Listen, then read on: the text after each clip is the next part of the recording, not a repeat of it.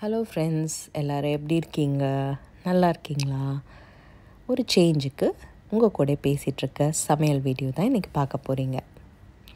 அது மட்டும் இல்லாமல் என் ஹஸ்பண்ட் ரொம்ப அழகாக பாடுவார். அதனால் ஒரு இனிமையான பாடல் அவர்கிட்ட ரெக்வெஸ்ட் பண்ணியிருக்கேன். எனக்கு ரொம்ப ரொம்ப பிடிச்சமான பாட்டு. கண்டிப்பாக நீங்களும் என்ஜாய் பண்ணுவீங்கன்னு நினைக்கிறேன். வாங்க கேட்கலாம்.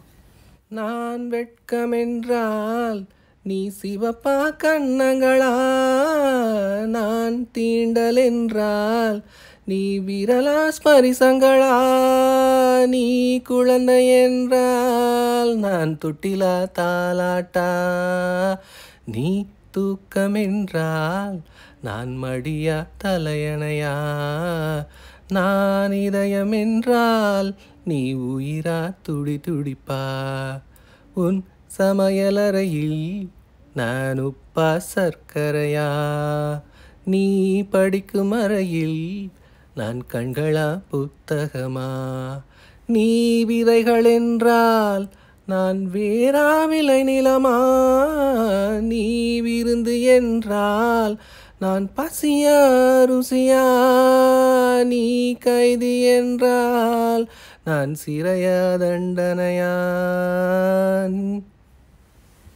மீனம்மா அதிகாலையிலும் அந்தி மாலையிலும் முந்தன் ஞாபகமே, அம்மம்மா முதல் பார்வையிலே சொன்ன வார்த்தையெல்லாம் ஒரு காவியமே, சின்ன சின்ன ஊடல்களும் சின்ன சின்ன மோதல்களும் மின்னல் போல வந்து வந்து போகும், ஊடல் வந்து மோதல் வந்து முட்டிக்கொண்ட போதும் இங்கு காதல் மட்டும் காயமின்றி வாழும், 2 மாதங்கள் நாட்கள் அல்ல, நிறம் மாறிடும் பூக்கள் அல்ல,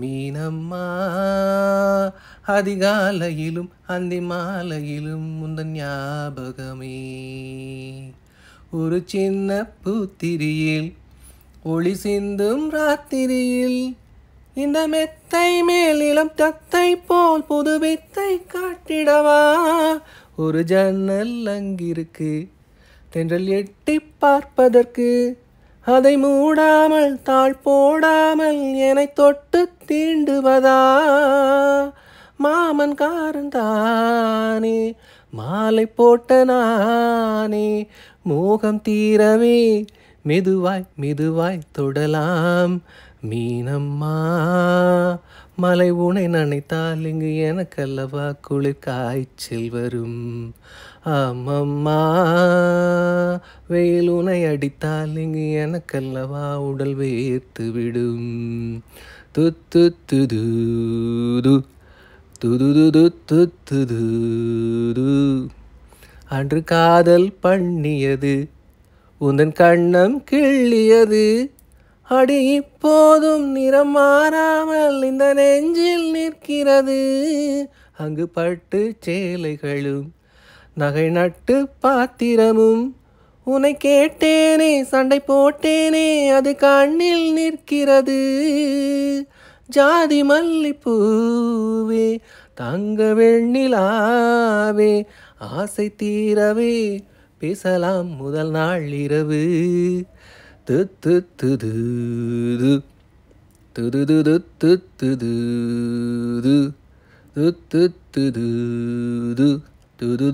துது துது, மீனம்மா உன்னை நேசிக்கவும் அன்பை வாசிக்கவும் தென்றல் காத்திருக்கு.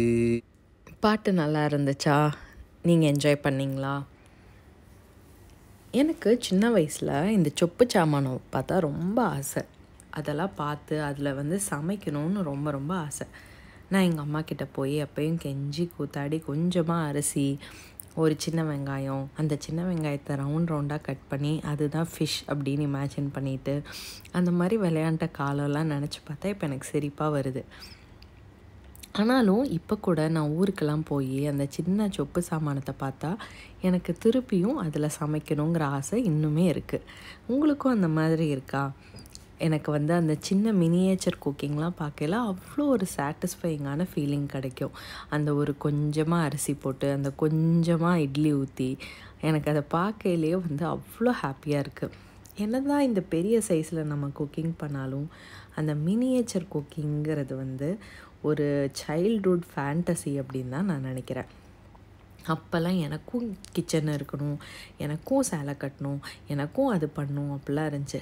இப்போ என்னதான் நம்மளுக்கு இதெல்லாம் உண்மையாமே ரியல் லைஃப்பில் ரியல் சைஸில் இருந்தால் கூட நான் எப்போ வந்து ஊரில் அதை பார்த்தாலும் திருப்பியும் மைண்டில் வந்து இந்த மாதிரி ஒரு குட்டி கிச்சனும் இருக்கணும் அப்படின்னு ஆசைப்படுவேன்.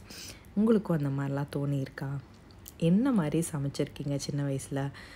அதுக்கப்புறம் இந்த நியூஸ் பேப்பர்லாம் கலெக்ட் பண்ணி பொங்கல் வைக்கலாம் அப்படின்னு சொல்லிட்டு தீயை பற்ற வச்சு, அதுக்கப்புறம் அந்த தெரியாமல் அந்த சட்டியை தொட்டு அது சூடு வச்சு கையில் பெரிய விரல் ஃபுல்லாக கொப்பளமாக வீங்கி அந்த மாதிரிலாம் நிறைய நடந்திருக்கு. ஆனால் அது என்னமோ ஒரு ஃபேண்டசிங்க அந்த ஒரு குட்டி குட்டி பாத்திரத்தை பார்த்தா. இப்போ வந்து ஆனால் அதனால எனக்கு இப்போயும் இந்த சின்ன சைஸ் குக்கர், இந்த ஐக்கியாவில் வந்து சின்ன சாமானம் இருக்குது, அதை நான் இன்னுமே வச்சுருக்கேன். சின்ன கப் அண்ட் சாசர். இப்போ பாருங்கள், இது சின்ன காலிஃப்ளவர் ரொம்ப ரொம்ப க்யூட்டாக இருக்குல்ல. எப்போயுமே குட்டியாக இருக்கையில் எல்லா விஷயமுமே நம்ம கண்ணுக்கு ரொம்ப ரொம்ப அழகாகவும் ஒரு ஃபேண்டசி மாதிரி தான் இருக்குது இல்லையா? இன்றைக்கி நான் என்ன பண்ணிகிட்ருக்கேன் அப்படின்னு பார்த்திங்கன்னா, ஒரு கிச்சடி ஸ்டைலில் கீரை, பருப்பு, சாதம் எல்லாம் போட்டு ரெடி பண்ணிவிட்டு பொரியலுக்கு வந்து காம்பினேஷன் வந்து எதிர் உருளைக்கிழங்கு ஆர் காலிஃப்ளவர், அந்த மசாலா நல்லா ஒட்டி, இல்லாட்டி மஷ்ரூம் பெப்பர் ஃப்ரை, இதுவும் நல்லாயிருக்கும். நான் பண்ணுறது பார்த்திங்கன்னா காலிஃப்ளவர். ஸோ இது தான் பண்ணியிருக்கேன். ஸோ அரிசியெல்லாம் போட்டு குக்கரில் அதாகிடுச்சு. நான் எல்லாம் இந்த சாப்பரில் எல்லாத்தையும் ஒரே இதாக போட்டு பீட் பண்ணி இது பண்ணிவிட்டு குட்டி குட்டியாக சாப் பண்ணிவிட்டு ஒரு கேஸ்ட் அயர்ன் கடாயில் எல்லாத்தையும் தாளித்து காலிஃப்ளவரையும் போட்டு மசாலாவையும் போட்டோன்னா எனக்கு சூப்பரான காலிஃப்ளவர் ரோஸ்ட் ரெடி ஆகிடும். அந்த மாதிரி பருப்பு சாதத்துக்கு இது ஒரு கிளாசிக்கான சைட் டிஷ்ஷாக இருக்கும். அப்படியே சாப்பிட்டுட்டு நாங்கள் வந்து ஈவன் பருப்பு சாதத்துக்கு கொஞ்சமாக சைடில் தயிர் கூட வச்சு சாப்பிடுவோம். இது வந்து கோயம்புத்தூர் ஸ்டைல். உப்புமாக்கு தயிர் வச்சு சாப்பிடுவோம். அதே மாதிரி அரிசிம்பருப்பு சாதத்துக்கு ஊறுகாய் தயிர் வச்சு சாப்பிடுவோம். நீங்கள் கோயம்புத்தூர்காரங்கிட்ட பேசி பார்த்துருக்கீங்களா? அரிசிம்பருப்பு சாதம் அப்படின்னு சொல்லி கேள்விப்பட்டிருக்கீங்களா? அது வந்து எங்கள் ஊர் ஸ்டாப்பிள் ஃபுட். உங்கள் ஊர் ஸ்டேப்பிள் என்னென்ன அப்படின்னு எனக்கு கீழே கமெண்ட்டில் ஷேர் பண்ணுங்கள். நிறைய பேர் கூட்டாஞ்சோறுன்னு சொல்லுவாங்க. அதுவும் வந்து அந்த ஊர் பர்டிகுலர் ஊரோட ஒரு டிஷ்ஷாக இருக்கும். ஸோ இதுதான் எங்கள் ஊரோட ஸ்பெஷல் ஃபுட்டு. அண்ட் நாங்கள் வந்து உப்புமாவில் பயங்கரமான ஸ்பெஷலிஸ்ட்டுங்க. நீங்கள் வந்து கோயம்புத்தூர்காரங்கனாலே உப்புமா வாரத்துக்கு ஒரு 2 நாள் 3 நாள் நிறைய சின்ன வெங்காயம் உரித்து சூப்பரான சம்பா ரவை உப்புமா வந்து செய்வாங்க. அவ்வளோ வாசமாக இருக்கும். ஈவன் அது மட்டும் என்ன, கல்யாணத்தில் கூட ஒரு டிஷ்ஷே உப்புமானா பார்த்துக்கோங்களேன், அவ்வளோ சூப்பராக இருக்கும். அதுக்கு நான் சொன்ன மாதிரி தயிர் ஒரு கரண்டி ஊற்றுவாங்க. வெங்காயம், கேரட், பீன்ஸு, கொஞ்சம் பட்டாணி, சிலர் வந்து துண்டாக வெட்டின தேங்காய்லாம் போட்டு செய்வாங்க. ரொம்ப சூப்பராக இருக்கும். நிறைய பேருக்கு உப்புமாவே பிடிக்காது. பட் நாங்கள்லாம் உப்புமாவையும் விட்டு வைக்க மாட்டோம். அதையும் நல்லா சாப்பிட்ற ஆளுங்க தான். ஸோ இப்போ பார்த்திங்க அப்படின்னா, நான் இந்த கேஸ்ட் அயர்ன் இது வந்து நான் மதுரையிலேருந்து வாங்கினது. ஒரு விலாக் போட்டிருந்தேன், ஞாபகம் இருக்கா? மதுரையில் போய் நாங்கள் வாங்கினோம். அங்கே வாங்கினது இப்போ வரைக்கும் சூப்பராக யூஸ் ஆகிட்டுருக்கு. பெரிய கடாய் இது. அதனால் இதில் எல்லாமே இதில் செய்ய முடியும். இன்னொன்று, பெருசாக வாங்கிறதுனால அவ்வளோ சீக்கிரம் வெளியே தெரிக்காது. ஸோ எனக்கு அது வந்து ரொம்பவே யூஸ்ஃபுல்லாக இருக்குது. மெயின்டைன் பண்ணுறக்கும் ரொம்ப ஈஸி. அதுக்கப்புறம் நாங்கள் வந்து அந்த ரயில்வே தண்டவாளக்க பண்ண இரும்புன்னு சொல்லிட்டு ஒரு தோசைக்கல் வாங்கிட்டு போனோம். அது ஹெவியாக, அதில் தோசை சுட்டாங்கன்னா சூப்பர். என் பசங்க வந்து ஊருக்கு போனாலே அந்த ஒரு தோசைக்காகவே போவாங்க. அவ்வளோ கிறிஸ்பியாக மொறுன்னு வரும். அந்த தோசைக்கல்லோட வெயிட்டே 7.5 கிலோ. அது தூக்கி ஒரு சைடு மாற்றணுன்னாலே அவ்வளோ கஷ்டம். ஆனால் தோசை மட்டும் அவ்வளோ டேஸ்ட்டாக வரும்.